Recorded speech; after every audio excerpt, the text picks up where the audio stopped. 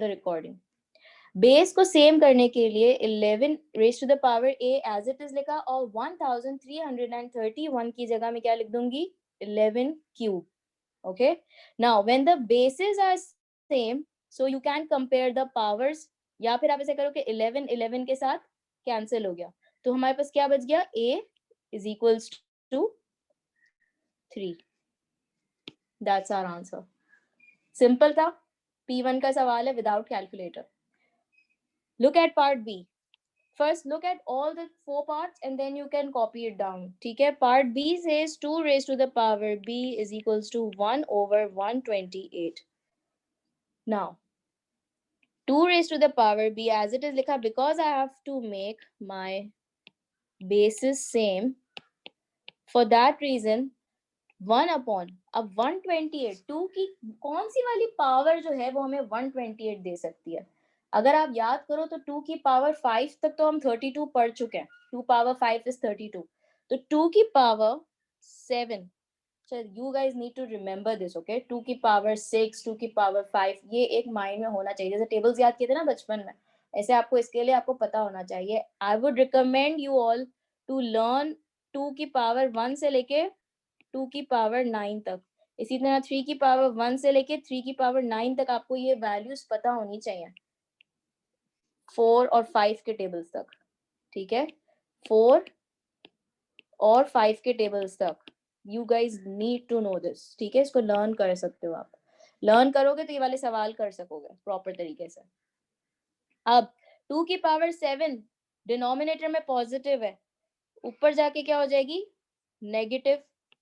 Now see the bases are same. ये समझ आया मैंने कैसे बेसिस सेम की. 2 and 2 bases are same, so you can compare the powers. So final answer would be b is equals to minus 7. I hope this question is clear. Let's look at part C. Part C says 9 raised to the power c is equals to 243. Okay, now 243 cannot be converted into 9.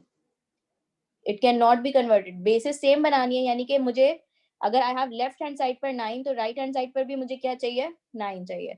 लेकिन 9 तो यहाँ है ही नहीं, तो फिर मैं क्या करूं, क्योंकि 9 का ऐसा कोई भी पावर नहीं है जो हमें 243 देगा. तो उस सिचुएशन के अंदर मैं कुछ और लॉजिक लगाऊंगी. क्या लॉजिक लग सकती है, क्या लॉजिक लग सकती है. मैंने आपसे कहा कि आपको ये वाली चीजें, ये सारी चीजें आपको याद होनी चाहिए. तो आपको पता है 3 की पावर 5 क्या होती है. 3 की पावर 5 होती है 243. इफ आई नो दैट 3 की पावर 5 इज 243, तो क्या मैं ये 9 को भी 3 की पावर में कन्वर्ट कर सकती हूँ और 243 को भी 3 की पावर में कन्वर्ट कर सकती हूँ. तभी तो मेरे पास दोनों बेसिस सेम होंगी. मुझे दोनों आप मैं 3 3 बनाऊंगी. मैं क्यों दोनों साइड पे 9 नहीं बना सकती, क्योंकि 243 जो है वो कोई भी 9 की पावर में नहीं आ रहा. सही है. तो मैंने सोचा कि चलो अगर ऐसा नहीं हो सकता तो मैं थोड़ी सी लॉजिक चेंज करके दोनों की बेसिस जो है वो 3 कर देती हूँ. Now watch how I make that. 3 की कैसे करती हूँ. ये हो जाएगा 3 square and this is c outside 243. as I said 3 की power 5 is 243. now 3 2 into c क्या देगा, 2 into c gives me 2c is equals to 3 की power 5. Now this 3 gets cancelled. I can compare the power, so it will be 2c equals to 5. So c equals to 5 over 2, which will give you what, 2.5. Any problem till here? Abdul Mois, कुछ समझ आया?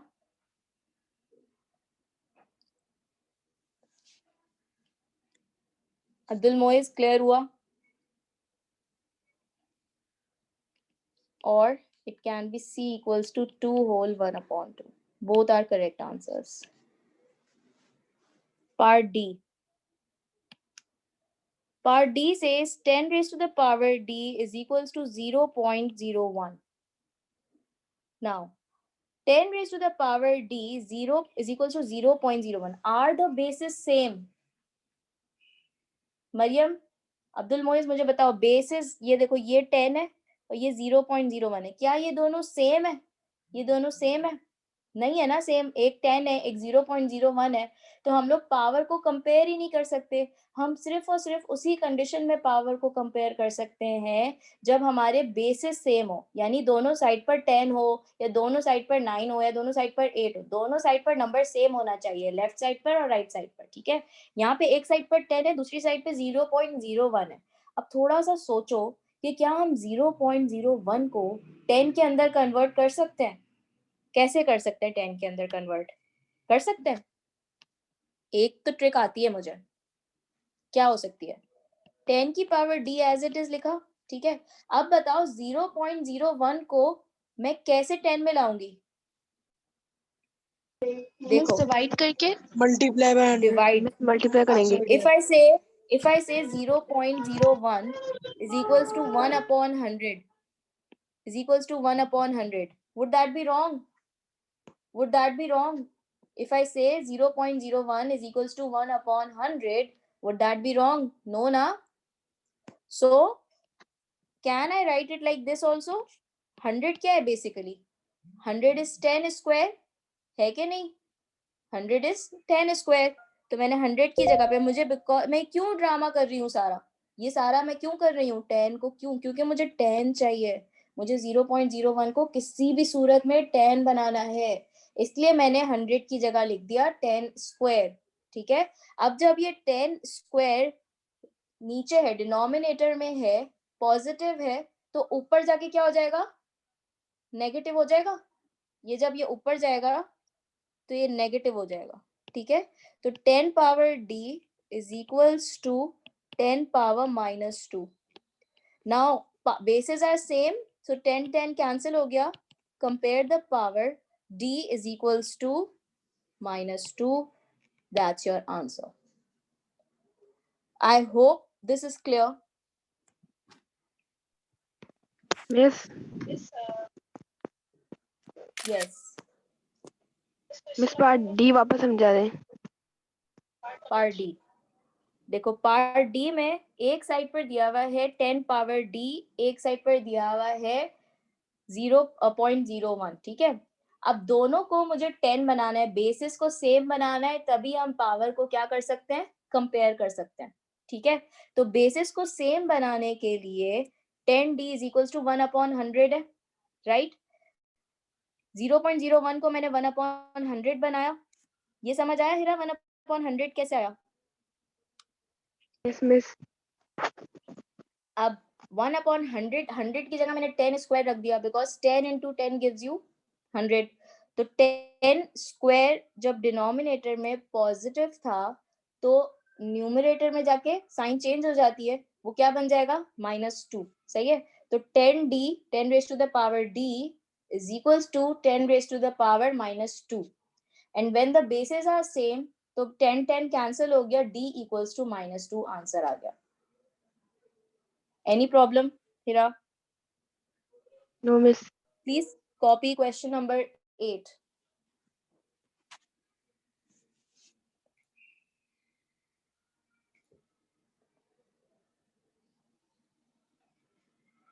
मुश्किल और fancy word is just power. इसका मतलब होता है power या इंडेक्स। ठीक है, ये बात मैंने बताई थी। अब जब मुझे इसको, ये रेडिकल इंडिसेस है या रेडिकल एक्सपोनेंट, इसको कन्वर्ट करना है रेगुलर नंबर में, तो क्या बनेगा? b की पावर 2/3। ये कन्वर्जन आ रही है समझ? ये मैंने ये कन्वर्जन कैसे करी है, मैंने कल की क्लास में बहुत ज्यादा अच्छे से डिटेल में समझाया था। ठीक है, डिवाइडेड बाय b, ये रूट और 6 लिखा हुआ, तो क्या बनेगा? 1/6। Okay, now when the bases are same, rule number 2 उस वाले पेज पर आ जाओ। रूल नंबर 2 क्या था? When the bases are same and there is a division sign in between, the powers are different, so what do? We will take base subtract. common and subtract. Very good, we are going to take the base common, एक दफा लिखेंगे b को, base को एक दफा, and we are going to subtract the powers, तो 2/3 minus 1/6। अब देखो एलसीएम लेके कर लो तो ये वाला आंसर भी आप लोग का आ जाएगा। ठीक है, पार्ट सी आप लोग खुद से करेंगे, पार्ट डी आ जाओ। पार्ट डी के ऊपर, d की पावर 1/10 डिवाइडेड बाय d की पावर -1/5 इंटू d की पावर -3/2। सही है, अब ये वाली चीज भी मैं वर्बली बताऊंगी, समझ लो पहले। ये क्वेश्चन नंबर 10 आप फिर होमवर्क से भी कर सकते हो। Part B with pencil and got B raise to the power half. ठीक है शिवा, आप पीछे से आंसर जरूर टैली कर लेना, अभी कोई मसला नहीं है, पेंसिल से कर लो, but then make it fair. Okay, fair जरूर कर लेना। अच्छा, इसमें अब मुझे कोई बता सकता है, मुझे मैं किससे पूछूं? Let me ask somebody, let me ask Maya. जी मिस, माया क्या हाल है? ठीक है मिस। अच्छा माया, मुझे इसमें कुछ बता सकती हो पार्ट डी में हम क्या लॉजिक लगाएंगे? देखो बेसिस पर नजर डालो। इस हम बेस कॉमन लेंगे वेरी गुड। और फिर 1/10 को हम 1/5 से माइनस करेंगे और फिर जो आंसर आएगा हम उसको -3/2 से प्लस करेंगे।